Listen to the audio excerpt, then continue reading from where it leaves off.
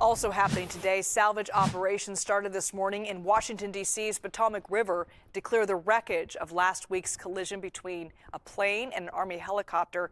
You can see authorities there picking up what looks to be part of the American Airlines plane, that engine of that plane. All 67 people on board both aircraft, including the Black Hawk helicopter, have died. So far, authorities recovered the remains of 55 of those victims. We bring in now CBS News correspondent Skyler Henry. He's at Reagan International Airport. Thank you so much for joining us, Skyler. What are salvage operations looking like today, and how long is this going to take? Yeah, Liz, they are hours into this process.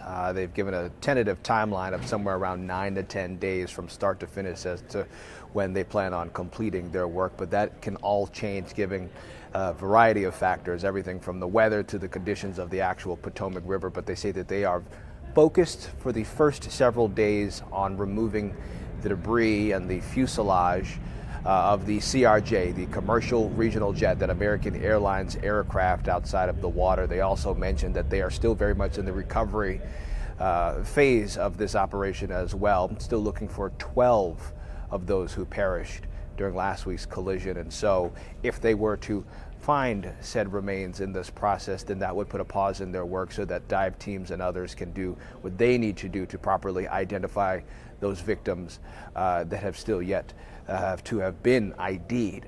From there, they will then move over to the military Black Hawk helicopter, which should take several days as well. Both aircraft will be put onto barges and then taken to a nearby hangar so that the NTSB can continue to move forward with their work. We heard from DC's Unified Command, including the Fire Department, the Coast Guard, as well as other agencies, talking about the steps that they are taking part in order to make sure that this process moves according to plan. They say that there are experienced divers as part of this. There are salvage experts that are coming from all across the country to help out in this process, but they say that they are aware that this could very well take some time before it's all complete. And so you feel for the family members. You saw a lot of them gather on the shoreline of the Potomac on Sunday for a memorial ceremony, Skyler. What do you know so far about the identification on those 55 people that were recovered? And what does recovery look like as authorities remove that debris? I mean, it's a very delicate operation, I understand. Yeah, it is. Do you remember the Key Bridge collapse up in Baltimore about a year ago? Yes. Does that ring a bell to you? Yes, absolutely. The divers who were involved in that process are actually the same dive team that's involved in this one, experienced divers. But they say that this is a meticulous process because, yes, they are continuing to work through a debris field, right, where there are plane engine parts as well as helicopter parts as well.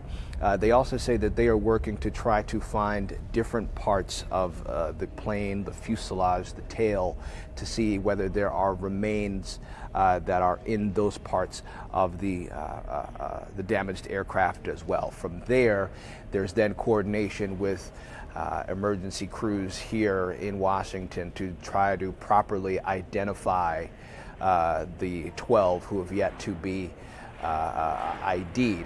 They also say that they are still working, they being the NTSB as well as other officials, to console family members who have come out and made the trip to Reagan. Remember, some of these people lived in Kansas, others elsewhere around the country, and even from an international perspective, all of which coming to this area to try to get to the bottom of why this happened.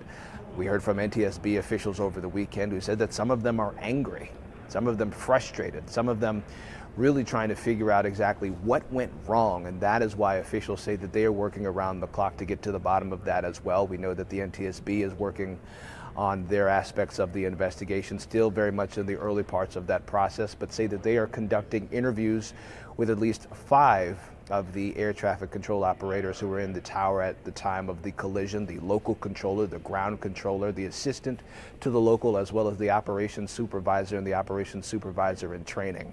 All a step as part of the process as they look to put the pieces together to make sure that what happened last week never happens again, and then come out with recommendations not only for the FAA but for military as well, as they are trying to figure out whether training operations should continue in and around this airspace as well. CBS News correspondent Skyler Henry is at Reagan National Airport for us. Thank you so much, Skyler.